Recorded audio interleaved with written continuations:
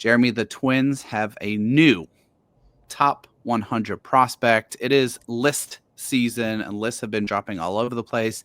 Baseball America released their new top 100. MLB Pipeline released their new top 100. A guy who I know you think highly of, Kiley McDaniel, who writes for ESPN, released his top 100 today. And the Twins have a new top 100 prospect featured on his list that I don't believe is featured on any others, and that is right-handed pitcher Charlee Soto.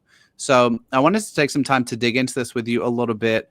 First, your reaction to Soto being named as a top 100 guy by McDaniel. Is that a surprise to you at all? Do you get the logic there? How does that line up with kind of your own Twins ranking without giving too much away? Because you, Theo, and I are going to do a Twins top 10 in a couple of weeks here.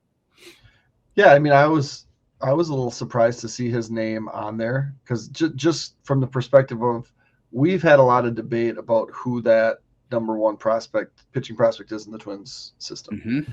And Soto is a big arm, but is so far away that you're really banking on upside, which I think you can certainly do, but it's harder with pitchers, right? I mean, you've seen guys that would be a AA and would be just rolling, and then all of a sudden they fall off the face of the planet. And so to take a 19-year-old who hasn't really thrown much and to throw him at the top 100, I think is a conversation piece.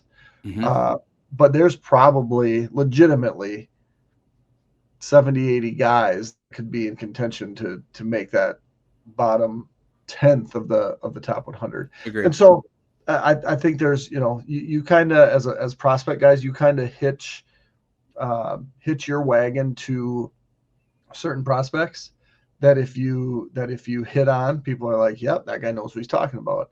And if you missed on, you're like, well, that guy really missed on that guy.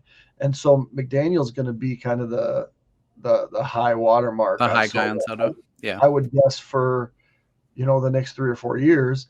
And if he turns out to be a top 50 guy and then a top 30 guy, we're all going to look back and be like, yeah, Kiley was right on this first. Right. Yep. And if he falls off because so many pitchers do, no one's going to be like, man, Kiley, what were you thinking? Yep. Because you read that profile and you're like, if he's that, yeah, he's for sure a top 100 prospect. Yep. But he's 19.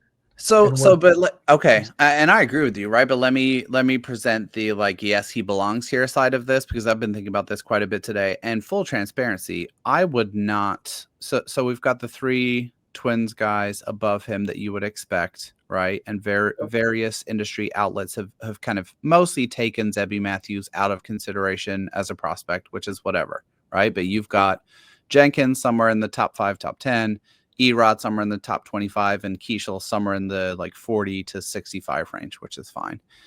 If you had asked me who is the next guy up for the Twins, I think I could make a case for 3 guys other than Soto, maybe 4, that you could at least say, yeah, I see the logic. I can make an argument for that, right? So I would have gone to, we've talked about Connor Prelip as a possibility.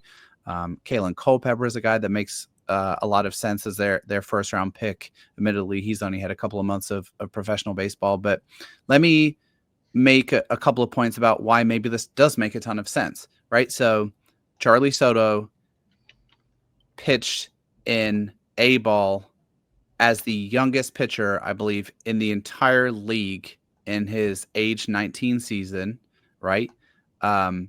His back of the baseball card stats don't look incredibly impressive, but all of his underlying metrics are really, really strong. Strikes out plenty of dudes. We commented on this during the season. Sometimes the control and command comes and goes, but it's also noteworthy that last season he learned 2 new pitches as he was going in his first full season of professional baseball.